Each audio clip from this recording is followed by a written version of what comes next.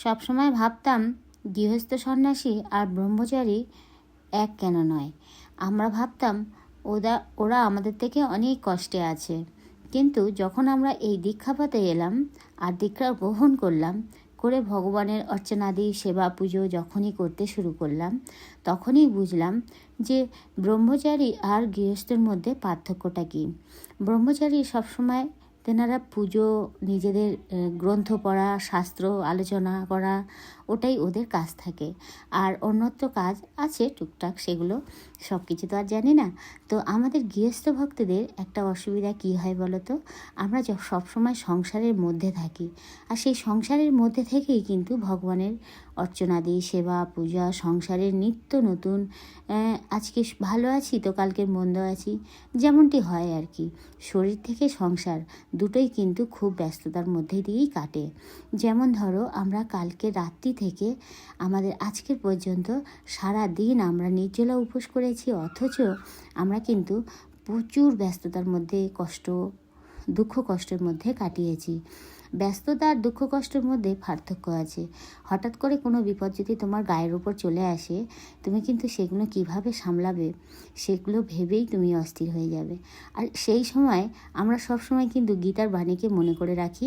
আর গীতার বাণী এমন একটা জিনিস, সেই কথা আমাদের সবসময় বিপদের সময় স্মরণ করা উচিত।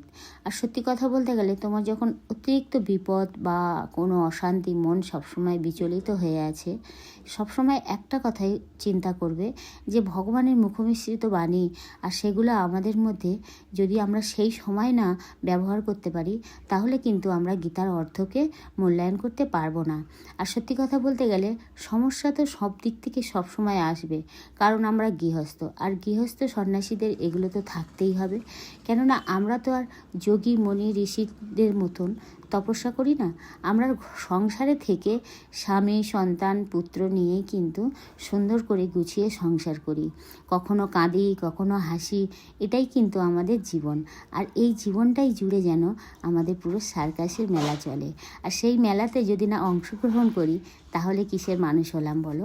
আমরা মনুষ্য জন্ম পেয়েছি শুধু যে সংসার করা তা কিন্তু না, তার মধ্যেও থাকবে আরেকটা কথা, সংসারে থেকেও ভগবানের সেবা পূজা, ভগবানের আরাধনা আর গীতা পাঠ, এরকম কিছু ভক্তের গুরুকথা, গুরুমুখে কিছু হরিকথা, এইসব শ্রবণ করার জন্যেই কিন্তু আমরা সংসারে থেকেও ভগবানের সেবা পুজো করি।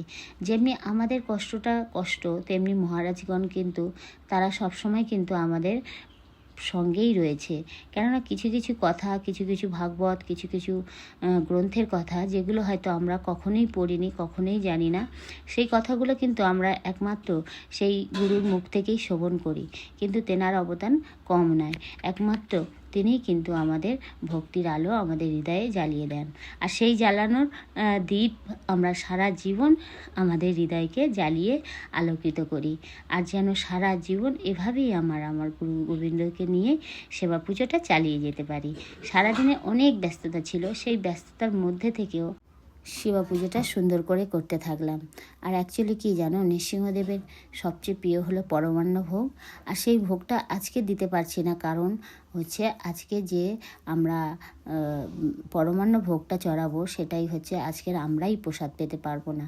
তো তার জন্য আমরা আজকে এই দিনটা করি না, এটা আমরা পরের দিন গিয়ে নৃসিংহ ব্রতের পালন করব। সেই সময় আমরা এই ব্রতটা পালন ভঙ্গের করার সাথে সাথেই আমরা কিন্তু পরমান্ন ভোগটা চড়িয়ে দেব। এই ছিল আজকের ভিডিও। তো ফিরে আসছি নতুন ভিডিও নিয়ে। সবাই অনেক ভালো থেকো। রাধে রাধে, হরে কৃষ্ণা।